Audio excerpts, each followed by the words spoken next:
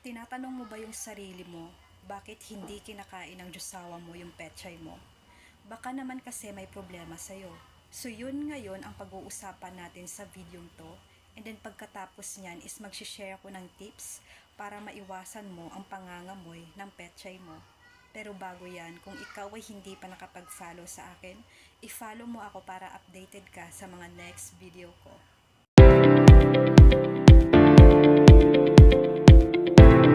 Alam ko na may ibang babae na mapapaisip dyan na baka hindi siya mahal ng lalaki kasi nga ganun yung ginagawa sa kanya.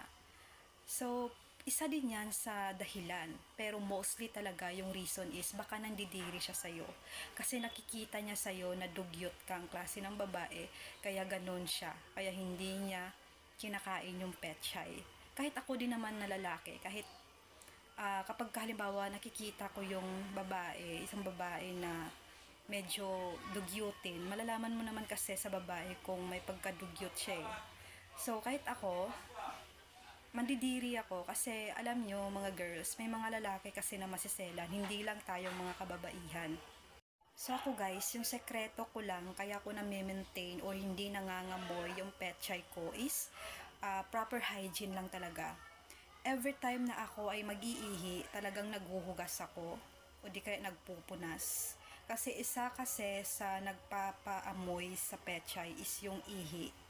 So, lalo na kapag ikaw na babae ay hindi nagbabawas ng buhok, diyan kasi minsan kumakapit yung ihi minsan.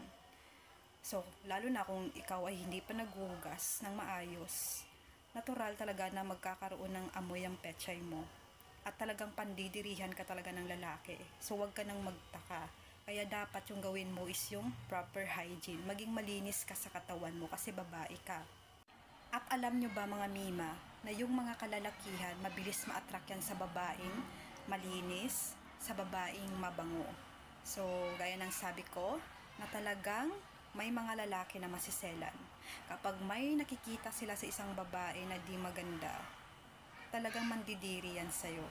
At aminin man natin o hindi, posibleng yung ganyang bagay na yan, yung pagkakaroon ng amoy sa pechay mo, posibleng yan yung magiging reason kung bakit naghahanap yung lalaki ng ibang babae. Kasi nga, syempre, natural, kahit ako din naman na lalaki, kapag nakikita kong dugyutin yung josawa ko, hindi marunong maglinis sa katawan, may amoy, talagang yun yung magiging dahilan para maghanap na ako ng iba. Kasi ang pangit kasi babae ka, 'di ba? Tapos ganun yung amoy ng ng pechay mo.